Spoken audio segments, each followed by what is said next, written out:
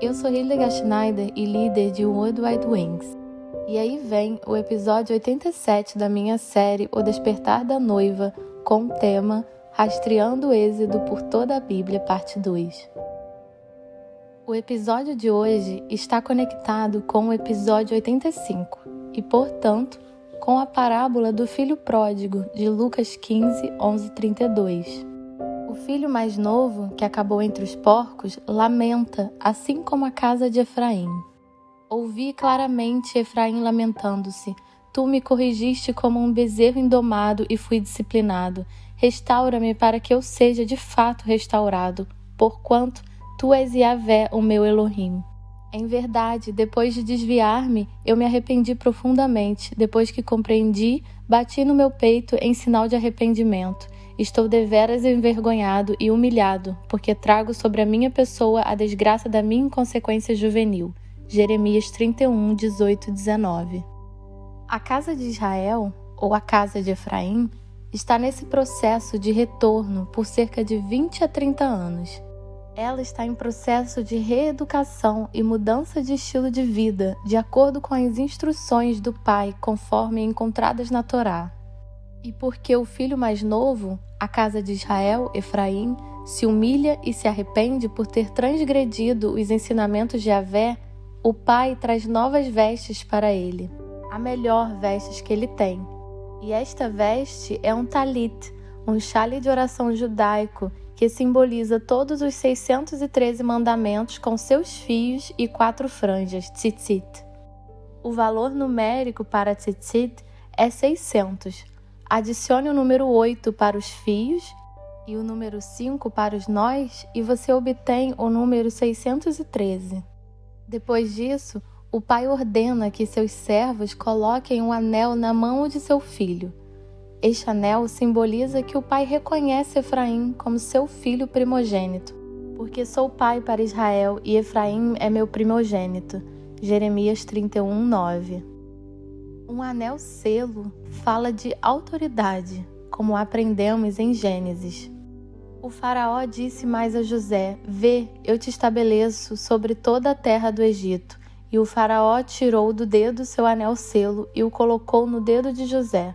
Mandou que o vestissem com linho fino e colocou uma corrente de ouro fino em volta de seu pescoço. Gênesis 41, 42. E o profeta Jeremias fala sobre o coração do pai sobre Efraim. Não é Efraim o meu filho amado, o filho em quem tenho prazer? Cada vez que eu falo sobre Efraim, mais me recordo dele com grande carinho. Por este motivo, o meu coração se comove por ele e lhe ministrarei a minha total compaixão, afirma Yahvé. Jeremias 31, 20. Além do anel selo, o pai dá novas sandálias ao filho. Entretanto, o pai ordenou aos seus servos: Trazei depressa a melhor roupa, vesti-o com distinção, ponde-lhe o anel de autoridade e as sandálias de filho. Também trazei o novilho gordo e o preparai. Comamos, façamos uma grande festa e regozijemo-nos. Lucas 15, 22-23. As sandálias indicam que o filho mais novo não era mais um escravo, pois costumavam andar descalço, mas sim um filho. E quando a casa de Israel voltar arrependida, seus pés serão calçados com o evangelho das boas novas. Como são maravilhosos os pés dos que anunciam boas novas. Romanos 10, 15. Então o pai organizou uma grande festa. Também trazei o novilho gordo e o preparai. Comamos, façamos uma grande festa e regozijemo-nos. Porquanto este meu filho estava morto e voltou à vida. Estava perdido e foi encontrado. E começaram a celebrar o seu regresso. Lucas 15, 23-24. Depois que a casa de Israel e a casa de Judá forem reunidas, haverá também uma grande festa. Por fim, haverá um reino reunido, descrito como a ceia das bodas do Cordeiro. Alegremo-nos, exultemos e demos glória a Ele, porque chegou a hora das bodas do Cordeiro e sua noiva já está preparada. Apocalipse 19, 7. As palavras do pai, este meu filho estava morto e voltou à vida, são encontradas novamente quando se trata da linguagem do Êxodo. Yahvé considera seu povo Israel no exílio como morto, como lemos no profeta Ezequiel. Contudo, profetiza e prega-lhes, assim diz Yahvé, o eterno e soberano Elohim: Ó meu amado povo, eis que abrirei as vossas sepulturas, eu mesmo vos farei sair dos vossos túmulos e vos conduzirei de volta à terra de Israel. Ezequiel 37, 12. Ou em Oséias 13, 12, 14. A malignidade de Efraim está toda devidamente calculada e o seu pecado registrado. Dores como as da mulher em trabalho de parto te sobrevirão. É uma criança insensata e negligente, pois quando chega a hora se recusa a sair do abrigo do ventre e enfrentar a luz. Contudo, eu mesmo os redimirei do poder do Sheol, da sepultura. Eu os resgatarei da morte eterna. Onde estão, ó morte, os teus flagelos e castigos? Ó Sheol, o mundo dos mortos, onde está a tua destruição? Eis que agirei sem compaixão nem misericórdia. Sobre a reação do irmão mais velho, nós já falamos no episódio 87. Os profetas continuam falando do cativeiro do qual Yahvé libertará a casa de Israel, tal como o profeta Jeremias 30:10. Portanto, não temas, Jacó, meu servo, nem te assustes, ó Israel, assevera Yahvé. Eu mesmo te salvarei de um lugar distante e os seus descendentes da terra de seu exílio. Jacó retornará e se estabelecerá em paz e segurança, e ninguém voltará a atemorizar-te. Um remanescente é mencionado mais de 60 vezes nas Escrituras. Naquele dia, o remanescente de Israel, os sobreviventes da descendência da casa de Jacó, já não confiarão naquele que os derrubou feridos. Passarão a depositar toda a sua confiança em Yahvé, o Santo Elohim de Israel. Um remanescente Sear Jazub, isto é, os sobreviventes voltarão. Sim, o remanescente de Jacó retornará para o Elohim Todo-Poderoso. Ainda que agora o povo de Israel seja tão numeroso como os grãos de areia da praia do mar, somente alguns retornarão. Yahvé já decidiu exterminar todo o povo. A justiça virá transbordante, como se fosse uma inundação, pois o Eterno, o Elohim Todo-Poderoso, já determinou destruir todo este país e ele fará o que decidiu fazer. Isaías 10, 20 e 23. Sabemos que a história bíblica é cíclica e profética. O que foi voltará a ser, o que aconteceu ocorrerá de novo, o que foi feito se fará outra vez. Não existe nada novo debaixo do sol. Eclesiastes 1, 9. Também encontramos frequentemente a linguagem do Êxodo, como por exemplo em Isaías 4, 3, 6.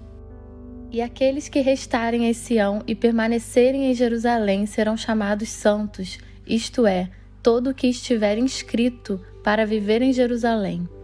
Quando Yahvé tiver lavado a impureza das filhas de Sião e limpado seu sangue do meio de Jerusalém mediante o espírito de julgamento e do espírito de fogo, todo o sangue derramado em Jerusalém, Yahvé ordenará que se forme sobre todo o monte de Sião e sobre aqueles que se reúnem naquela área uma nuvem de dia e um fumo denso com clarão de chamas de fogo durante a noite.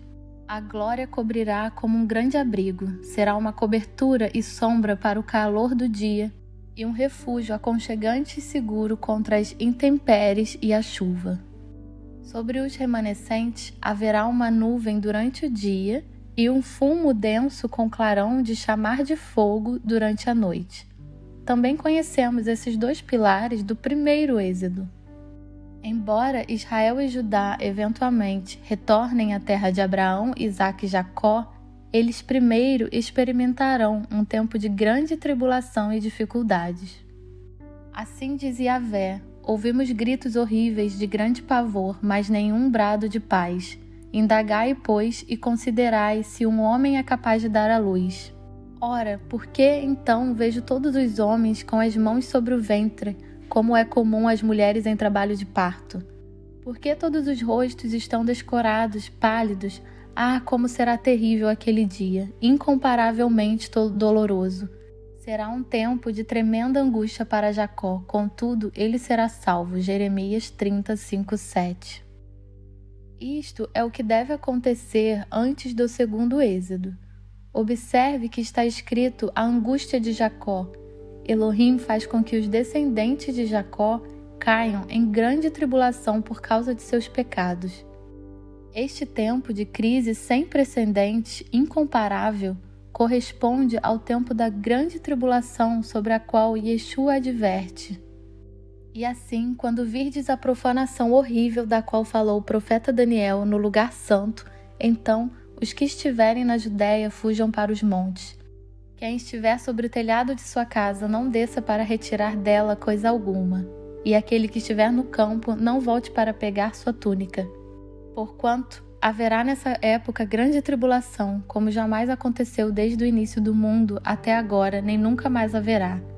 E se aqueles dias não tivessem sido abreviados, nenhuma carne seria salva, mas por causa dos eleitos, aquele tempo será encurtado. Mateus 24, 15, 18, 21, 22. Assim como Yeshua nos assegura em Mateus 24, 22, que este não será o fim completo da humanidade, Jeremias promete que Jacó será salvo de sua angústia. Embora este dia seja grande e diferente de tudo o que vimos antes, não será o fim de Jacó. Jeremias 30, 5, 7 não explica por que este tempo é um tempo de angústia. A única pista que encontramos nesses versículos é que Elohim não está apenas comparando-o a uma mulher em trabalho de parto, mas a um homem em trabalho de parto. Este é certamente um símbolo incomum, mas a imagem das tristezas e dores do trabalho de parto nos ajuda a entender o que significa em outros lugares, por exemplo, em Isaías. Pranteai, pois, o dia de Yahvé está próximo, e chegará com grande destruição da parte de Shaddai, o Todo-Poderoso. Por esse motivo, todas as mãos ficarão trêmulas. O coração de todos os seres humanos se derreterá de temor, ficarão apavorados, dores e aflições os dominarão. Os homens se contorcerão com a mulher em trabalho de parto. Olharão uns para os outros com um semblante atônito e horrorizado. Seus rostos estarão como que abrasados de vergonha. Isaías 13, 6, 8. Uma imagem semelhante é encontrada em Isaías. Yahvé, no meio de grande angústia, eles te buscaram, entregaram-se à oração, porquanto tua correção os flagelou. Como a mulher grávida, ao aproximar-se a hora do parto, se contorce e nas suas dores dá gritos, assim nos encontrávamos nós na tua presença, ó Eterno. Todos nós engravidamos e nos contorcemos de dor, contudo, quando demos à luz, eis que era vento, era nada. Não conseguimos trazer salvação à terra, não fomos capazes de dar à luz a novos habitantes para o mundo. Isaías 26, 16, 18. A esperança é encontrada em Jeremias 37. Contudo, ele, Jacó, será salvo. A dor e a agonia não terminarão em total aniquilação. Certamente haverá um alto preço pago pela vida humana, mas os povos de Jacó sobreviverão e serão abençoados, tanto fisicamente quanto espiritualmente, como veremos. Sejam ricamente abençoados.